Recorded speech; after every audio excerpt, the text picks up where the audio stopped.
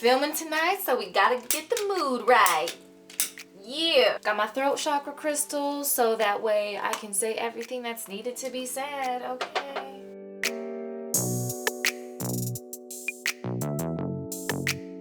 Hey everybody, what's up? It's your girl Kitty Cat and we are back with another video. Today's video, as you can see by the title, it's all about intuition. I know you've probably heard that word before. You've heard intuitive or intuition. You've maybe even heard a woman's intuition never fails. Intuition is huge. Intuition is something that we don't talk about enough. How many times did your intuition tell you something and you ignored it?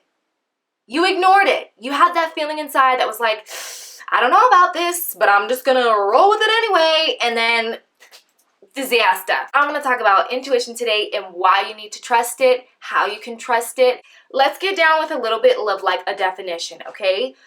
So intuition is a noun, and intuition is like a feel for something. It's that feeling, that instinctive feeling that you get. It's that confirmation that you know something, or at least you have a hint that you know something from an instinctive feeling inside. So you're probably thinking, okay, who cares? Intuition, it gives you feelings about stuff.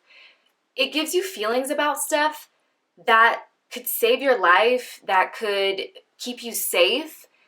And overall, it's kind of cool to have superpowers, you know? Intuition is one of the most powerful forces out there.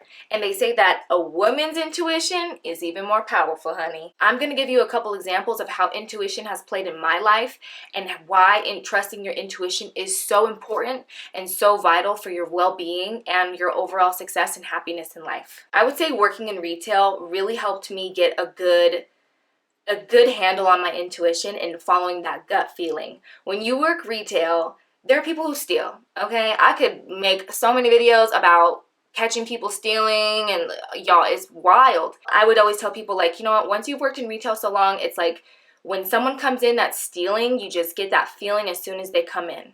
You get that feeling as soon as they come in. It doesn't matter if they looks tough and scary or if they're just a wee old grandma. You get that feeling no matter what.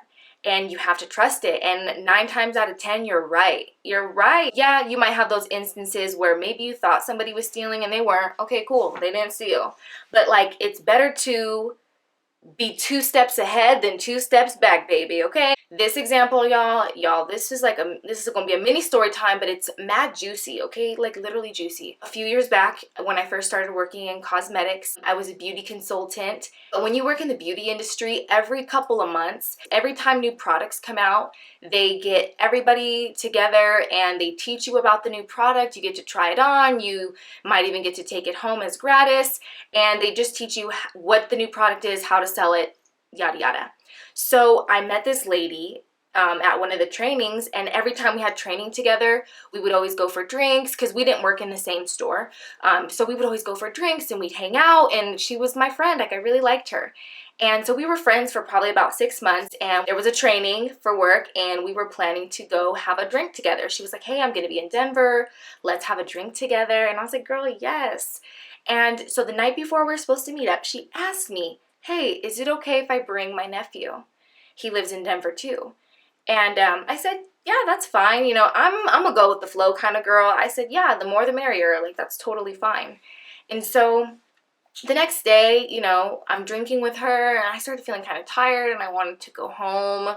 You know, I wanted to go home, but her nephew hadn't came yet, so I didn't want to be like rude and just split, you know what I mean? And plus, like, I was her ride. She didn't live in Denver. She had to travel to come to the training. I was just waiting with her, still chopping it up, enjoying our time together, and her nephew finally arrived. We had more drinks, and he ended up being a really, really nice guy. We end up going back to my friend's hotel, and like, we didn't go to her room or anything, but we had like more drinks at the bar, and it was just like it was a really fun night. It was a Thursday too. Y'all know I love Thursdays. We're just drinking, we're having fun, and then my friend was like, you know what, I'm gonna go to bed, like, I'm really tired. Her nephew and I kept hanging out, and before we knew it, it was like, you know, 2 in the morning, and we're on the rooftop of this hotel just hanging out, and we're about to call it a night, and I knew in my spirit that I did not feel good enough to drive home, okay? I knew I was not good to drive, and I didn't want to order a Lyft or an Uber because I had work the next day at 10 a.m. And I was like, I just don't want to have the hassle of like, I gotta like wake up early and then like take another Uber or a Lyft back to the hotel to get my car. Is my car gonna be okay here? You know, where am I gonna, you know what I'm saying? It was just kind of just like, what do I do with my car?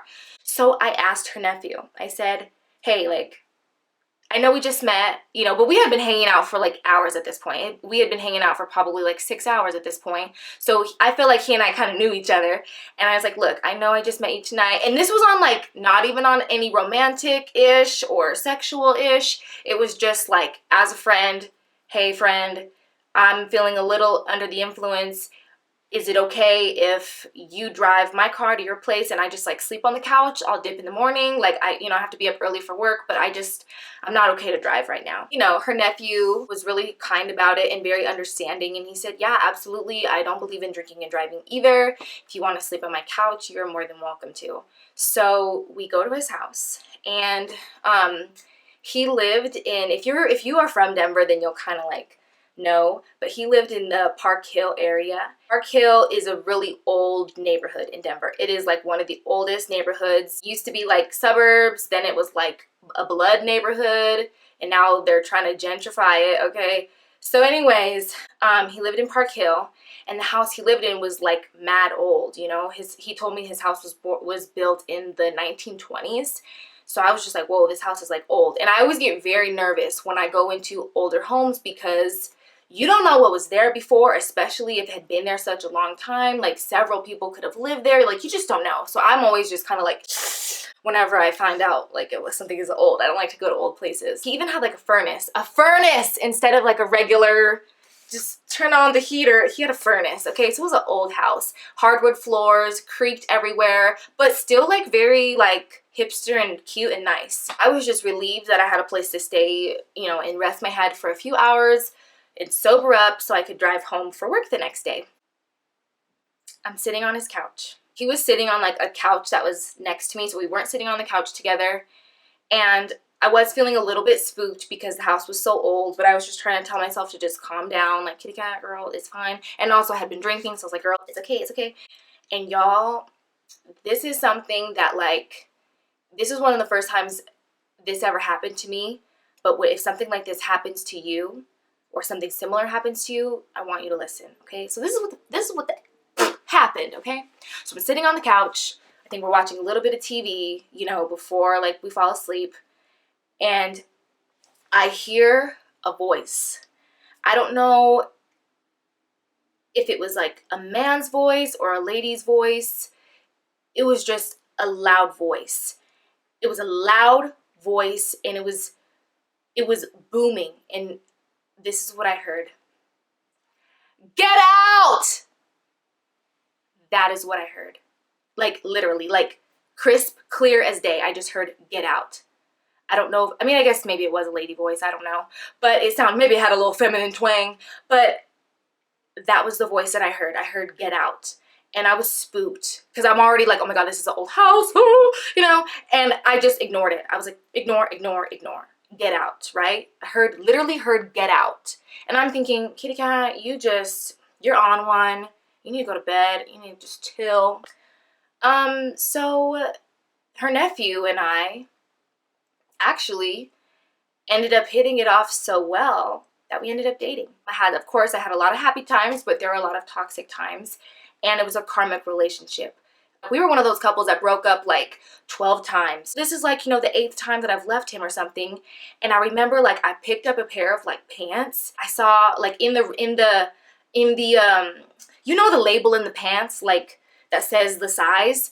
I picked up the pants and it said get out in the pants. Get out. But after we had, you know, broken up and all of that, I had remembered that night of like, I remember literally hearing get out. Get out. And what did I do? I ignored it. I ignored it because I thought he was cute. I ignored it for a lot of other reasons. And I ended up paying for it later on. Had I just listened to my intuition that first night and just said, you know what, I'm just going to get an Uber and go home, or, you know, I kind of just had left it at that and never started dating him. If I had listened to my intuition, what would my life have been like? That was just one story, one example about intuition. Intuition can come in many other forms. You can get that gut feeling. You can get a sign. Intuition comes to us in many different ways. I think it just depends on how we take it in and if we listen to it or not. I want to tell y'all something. The universe has your back. Doesn't matter who you believe in. Everything is rigged in your favor. And as we go through life, we are constantly given signs by the universe around us. But it's up to us to pay attention to those signs and pay attention to those signs inside too, that gut feeling. Your intuition doesn't always have to be a bad thing. Your intuition could always be good. But get in tune with you inside, and the next time your intuition tells you something, trust it. Thank you all so much for watching this video. I hope you enjoyed it. I had so much fun making it. Don't forget to like, comment, and subscribe.